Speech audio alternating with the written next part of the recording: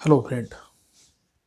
Welcome back in TYBA class in the subject of International Trade Theory and Practice. अर्थात तृतीय वर्ष कला वर्गाच्या आंतरराष्ट्रीय व्यापार सिद्धांत आणि व्यवहार या विषयाच्या व्याख्यानामध्ये मी प्राध्यापक डॉक्टर मनोज कुमार गायकवाड, अर्थशास्त्र विभाग प्रमुख, वसंतराव नाईक महाविद्यालय शहादा आणि इकॉनॉमिक्स अकॅडमीच्या वतीने आपलं मनापासून हार्दिक स्वागत करतो. मित्रहो, मागच्या तासाला आपण व्यापार शर्तींच्या घटकांचा अभ्यास करत होतो. व्यापार शर्तीवर कोणत्या घटकांचा प्रभाव पडतो याचा आपण अभ्यास करत होतो, ज्यामुळे व्यापार शर्ती अनुकूल ठरतात किंवा प्रतिकूल ठरतात. परंतु तज्ज्ञांच्या मते किंवा एकूणच आंतरराष्ट्रीय व्यापाराचा सरासरी अभ्यास करता व्यापार शर्ती ह्या विकसित देशांना अनुकूल ठरताना दिसतात, तर विकसनशील आणि अल्पविकसित देशांना त्या प्रतिकूल ठरताना दिसतात. आजच्या व्याख्यानामध्ये आपण विकसनशील देशांना व्यापार शर्ती प्रतिकूल ठरतात त्याची काय कारणं आहेत याच्याबद्दल चर्चा करणार आहोत. याबद्दल सनातनपंथीयांचं नवसनातनपंथीयांचं काय मत आहे याचाही आपण परामर्श घेणार आहोत. विकसनशील देशांच्या व्यापार शर्ती प्रतिकूल होण्याची कारणं, reasons of the unfavourable terms of trade off under develop countries. मित्रहो, सनातनपंथीयांच्या सिद्धांतानुसार औद्योगिक देशांना व्यापार शर्ती प्रतिकूल ठरतात, तर विकसनशील देशांना त्या अनुकूल ठरतात. या संदर्भात ॲडम स्मिथ असं म्हणतात की कृषी क्षेत्रात घटत्या फलाचा नियम कार्यान्वित होतो, तर औद्योगिक क्षेत्रात वाढते फल बऱ्याच काळापर्यंत प्रत्यास येते. उत्पादन वाढीमुळे औद्योगिक क्षेत्रातील वस्तूंच्या जागतिक बाजारातील किमतींमध्ये घट होते आणि कृषी उत्पादनात फारशी वाढ न झाल्याने त्यांच्या किमतीत वाढ होते. कृषी उत्पादन विकसनशील देशात घेतले जाते, त्यांना व्यापार शर्ती अनुकूल होतात, तर औद्योगिक देशांना त्या प्रतिकूल होत असतात. परंतु प्रत्यक्षामध्ये उलटच दिसतं. विकसनशील देशांना व्यापार शर्ती प्रतिकूल ठरताना दिसतात, तर विकसित देशांना त्या अनुकूल ठरताना दिसतात. याबाबत प्राध्यापक प्रेषित, प्राध्यापक सिंगर आणि प्राध्यापक लिंडर यांनी आपली मते मांडलेली आहेत. प्राध्यापक प्रेषित असं म्हणतात की विकसनशील देशांना व्यापार शर्ती सतत प्रतिकूल ठरतात, कारण दीर्घकाळात औद्योगिक क्षेत्रात निर्मित वस्तूंच्या तुलनेत प्राथमिक वस्तूंच्या किमतीत घट होत जाण्याची प्रवृत्ती जास्त प्रमाणात दिसून येते. विकसनशील देशांमध्ये प्रामुख्याने प्राथमिक वस्तूंचंच उत्पादन केलं जातं. प्राथमिक वस्तूंच्या उत्पादनात फारसे गुणात्मक बदल होत नाही. विकसित देश ज्या निर्मित वस्तूंचे उत्पादन करतात त्यांच्यात गुणात्मक बदल सतत करत असतात. गुणात्मक बदलांमुळे निर्मित वस्तूंच्या किमतीत जास्त बदल होतात. याउलट प्राथमिक वस्तूंच्या किमतींची घटीची प्रवृत्ती असते. म्हणून विकसित देशांना व्यापार शर्ती अनुकूल ठरतात, तर विकसनशील देशांना त्या प्रतिकूल ठरताना दिसतात. तर प्राध्यापक सिंगर असं म्हणतात की तंत्रज्ञानातील बदलांचे फायदे विकसित देशांना जास्त प्रमाणात मिळतात. यांत्रिक आणि तांत्रिक बदलांमुळे विकसित देशात निर्मित वस्तूंचे उत्पादन वाढते, उत्पादनाचा खर्च कमी होतो, नफ्याचे प्रमाण वाढते. याचा प्रत्यक्ष फायदा विकसित देशातील उत्पादकांना मिळतो. तर दुसरीकडे तंत्रज्ञानाच्या वापरामुळे विकसनशील देशातील प्राथमिक वस्तूंच्या उत्पादनात वाढ होते, त्यामुळे त्याच्या पुरवठ्यात वाढ झाल्याने त्यांच्या वस्तूंच्या किमती कमी होतात. याचाही फायदा विकसित देशातील उपभोक्त्यांनाच मिळतो.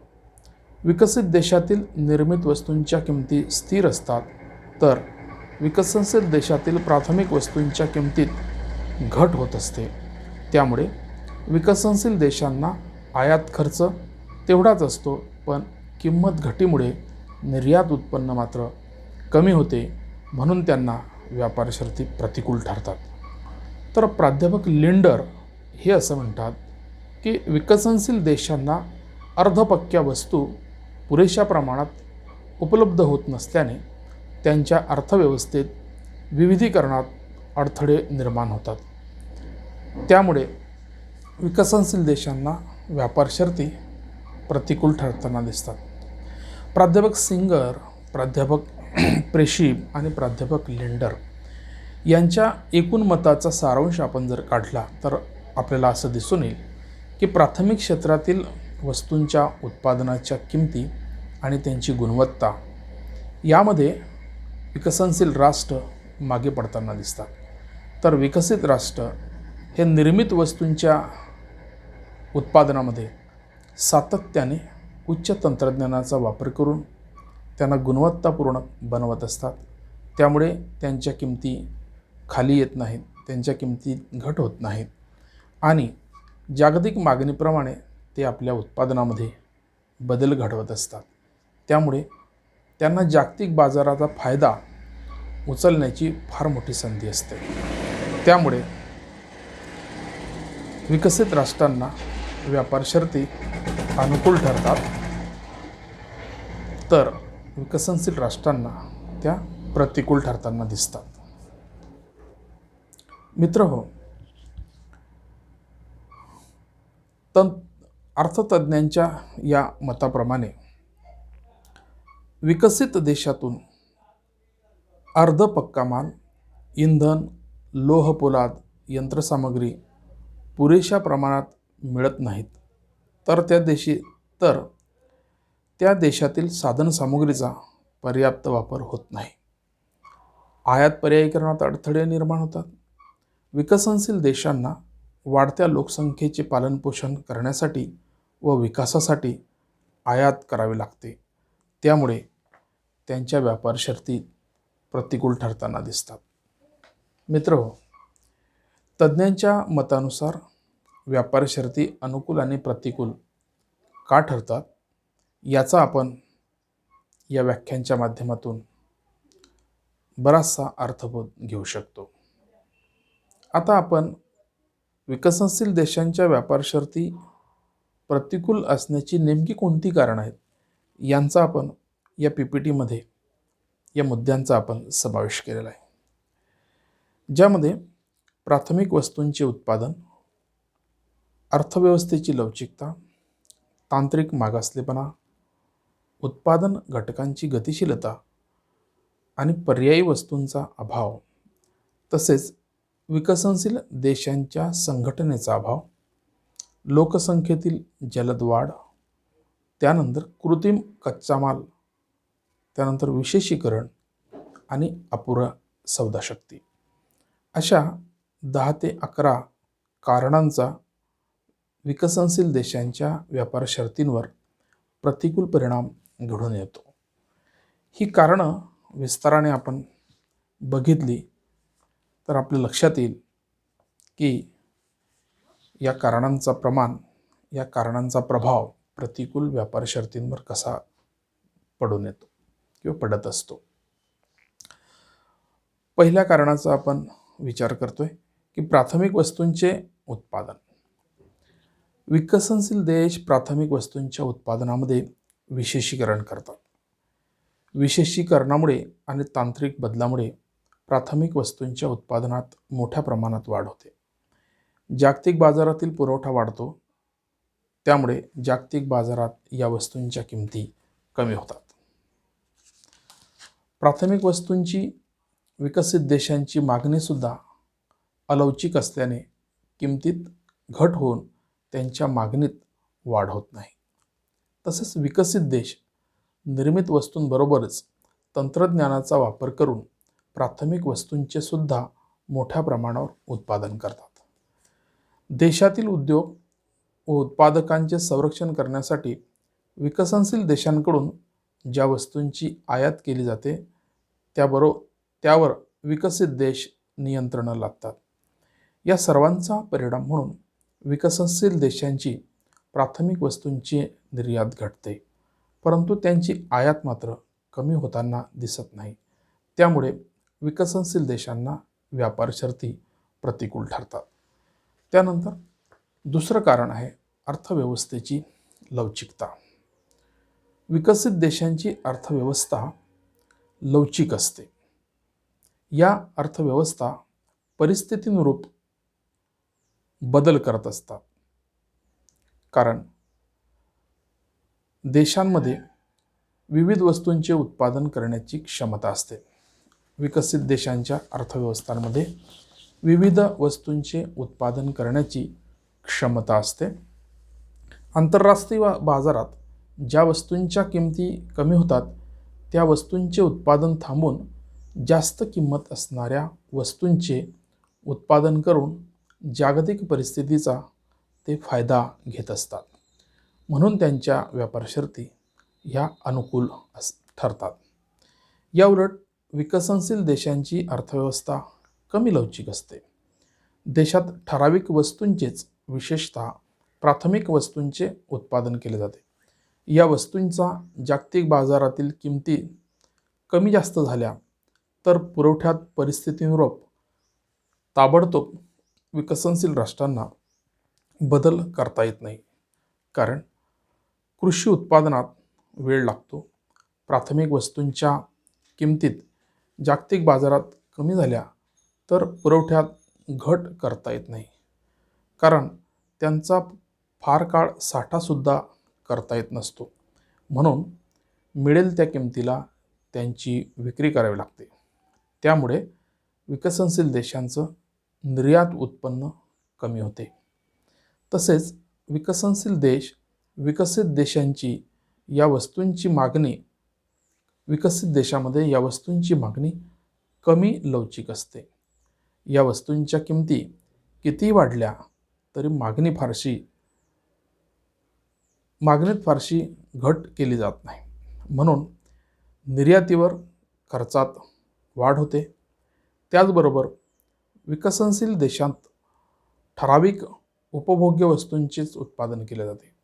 बाकी उपभोग्य वस्तूंची आयात केली जाते.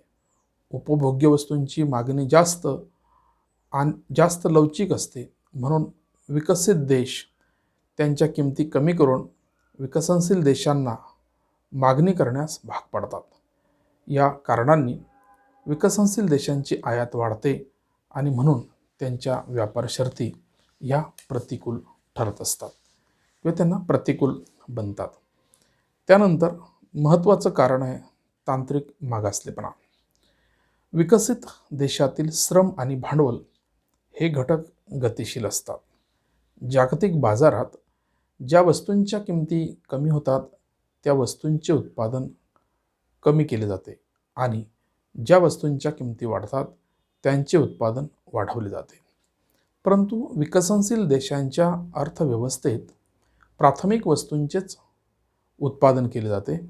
या प्राथमिक क्षेत्रात घटकांची गतिशीलता अल्प प्रमाणात असते. परंपरा आणि रूढीमुळे श्रमिक दुसऱ्या व्यवसायात जाण्यास फारसे उत्सुक नसतात. अर्थव्यवस्थेच्या मागासलेपणामुळे घटकांच्या पर्यायी वापराची शक्यताही कमी असते. थोडक्यात उत्पादन घटकांच्या गतिशीलतेमध्ये अल्प प्रमाण असल्यामुळे अपेक्षित बदल होत नाही. म्हणून विकसनशील देशांच्या व्यापार शर्ती ह्या प्रतिकूल ठरताना दिसतात. त्यानंतर पर्यायी वस्तूंचा अभाव हे सुद्धा कारण महत्त्वाचं सांगितलं जातं. विकसनशील देश उपभोग्य व भांडवली अशा बहुसंख्य वस्तूंबाबत विकसित देशांवरच अवलंबून असतात. विकसित देश मात्र खूपच थोड्या वस्तूंबाबत विकसनशील देशांवर अवलंबून असतात. त्या वस्तूंनाही ते देशातच पर्याय शोधून काढून आयात पर्यायीकरण करत असतात. या माध्यमातून विकसनशील देशांवरचं त्यांचं अवलंबित्व आणखी कमी होत जाते. विकसनशील देशांना मात्र त्यांचं अवलंबित्व जे आहे ते मात्र कमी करता येत नाही. त्यांच्याकडे भांडवल, तंत्रज्ञान, अर्धपक्क्या वस्तू, कच्च्या मालाची कमतरता असल्याने ते आयात पर्यायीकरण करू शकत नाही किंवा त्यात ते यशस्वीसुद्धा होत नसतात. त्यामुळे त्यांना अनेक वस्तूंच्या बाबतीत आयातीवर विकसित देशांवर अवलंबून राहावं लागतं. अर्थात त्यांची आयात जास्त आणि निर्यात कमी, त्यामुळे विकसनशील देशांना पर्यायी वस्तूंच्या अभावामुळे व्यापार शर्ती प्रतिकूल बनत असतात. त्यानंतर विकसनशील देशांच्या संघटनांचा सुद्धा अभाव हे प्रमुख कारण व्यापार शर्ती प्रतिकूल असण्यासाठी सांगितलं जातं. युरोपियन आर्थिक विकास समुदाय, ओपेक, G8 अशा विकसित देशांच्या अनेक संघटना आहेत. ते आपापसात व्यापार करून व्यापार शर्ती एकमेकांना अनुकूल करून घेतात. विकसनशील देशातही अशा संघटना स्थापन करून व्यापार शर्ती अनुकूल करता येऊ शकतात. जगात चहा, कॉफी, मसाले, साखर, ताक यांचे उत्पादन करणारे मोजकेच देश आहेत. या वस्तूंचे पाकिस्तान, क्युबा या देशांनी जर संघ स्थापन केले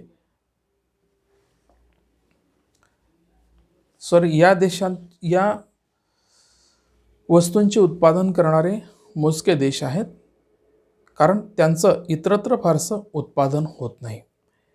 या वस्तूंचं उत्पादन भारत, श्रीलंका, मालदीव, बांगलादेश, पाकिस्तान, क्युबा या देशांमध्ये होते. या देशांनी जर या वस्तूंच्या संदर्भातले व्यापार संघ स्थापन केले तर त्यांना मोठ्या प्रमाणात यश प्राप्त होऊ शकते. परंतु हे देश आपापसात विक्री करण्यासाठीच स्पर्धा करतात. शिवाय त्यांना या वस्तूंची निर्यात केल्याशिवाय पर्याय नसतो.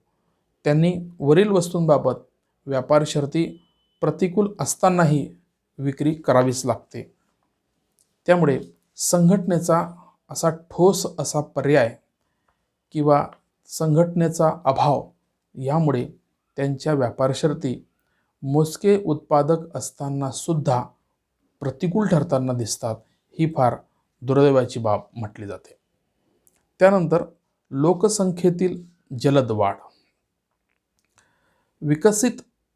विकसनशील देशात लोकसंख्या वाढीचा वेग जास्त असतो. वाढत्या लोकसंख्येचे पालनपोषण करण्यासाठी अनेक जीवनावश्यक वस्तू आणि इतर उपभोग्य वस्तूंची आयात करावी लागते. अंतर्गत वाढत्या मागणीमुळे विकसनशील देशांची निर्यात कमी होते आणि त्यांना व्यापार शर्ती प्रतिकूल ठरत असतात. तसेच दुसरं कारण कृत्रिम कच्चा माल. तांत्रिक प्रगतीमुळे विकसित देशात कृषी उत्पादनातही वाढ घडून येते. त्यामुळे त्यांची विकसनशील देशांकडून केली जाणारी प्राथमिक वस्तूंची आयात कमी होते. याबरोबरच तंत्रज्ञानाच्या विकासामुळे विकसित देशांनी बऱ्याच कच्च्या मालाला देशात कृत्रिम पर्याय निर्माण केलेले दिसतात. उदाहरणार्थ, कापसापासून तयार होणाऱ्या सुताला देशात सिंथेटिक धाग्याचा पर्याय शोधण्यात आला. तागाच्या वस्तूंना पर्याय म्हणून प्लास्टिकच्या वस्तूंचा वापर करण्यात आला. कृत्रिम रेशीम धाग्याचा पर्याय निर्माण करण्यात आला.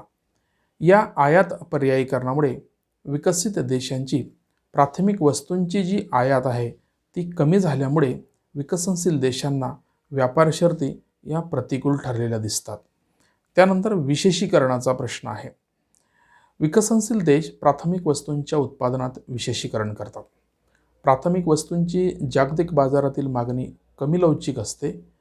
या मागणीत फारशी वाढ होत नसते. दुसरीकडे विकसित देश भांडवली वस्तू व उपभोग्य वस्तू उत्पादनात विशेषीकरण करताना दिसतात. त्या वस्तूंची जागतिक बाजारातील मागणी लवचिक असते. विकसनशील देशांची या वस्तूंची मागणीसुद्धा वाढताना दिसते. त्यामुळे त्यांच्या आयातीत वाढ होते आणि त्यामुळे त्यांना व्यापार शर्ती ह्या प्रतिकूल ठरतात. त्यानंतर शेवटचा जो मुद्दा आहे तो अपुरी सौदा शक्ती. विकसनशील देशातून ज्या प्राथमिक वस्तूंची निर्यात केली जाते त्यांचे जागतिक बाजारात अनेक स्पर्धक असतात. सर्व स्पर्धक विखुरलेले असतात. प्रत्येकाला आपला जास्तीत जास्त माल विकायचा असतो. याचा फायदा विकसित देश घेत असतात. प्राथमिक वस्तूंचा जागतिक बाजारात खरेदीदार विकसित देशांचे वर्चस्व असते. आपल्या मालाला जास्त किंमत मिळण्यासाठी विकसनशील देशांची सौदाशक्ती जी आहे ती सौदाशक्ती फार अपुरी असते. विकसित देश जी किंमत देतील ती त्यांना स्वीकारावीच लागते. त्यामुळे निर्यातप्राप्त उत्पन्न कमी, दुसरीकडे विकसित देश त्यांच्या वस्तूंना जास्त किंमत मिळवण्यास यशस्वी होतात. म्हणून विकसनशील देशांना आयात खर्चात वाढ होताना दिसते. परिणामी निर्यात उत्पन्न कमी आणि आयात खर्च जास्त, यामुळे विकसनशील देशांच्या व्यापार शर्ती प्रतिकूल ठरत असतात. मित्रहो, अशा प्रकारे अनेक कारणांमुळे विकसित देशांचा व्यापार हा तोट्याचा ठरतो. त्यांच्या व्यापार शर्ती दीर्घकाळपर्यंत प्रतिकूल ठरत असतात.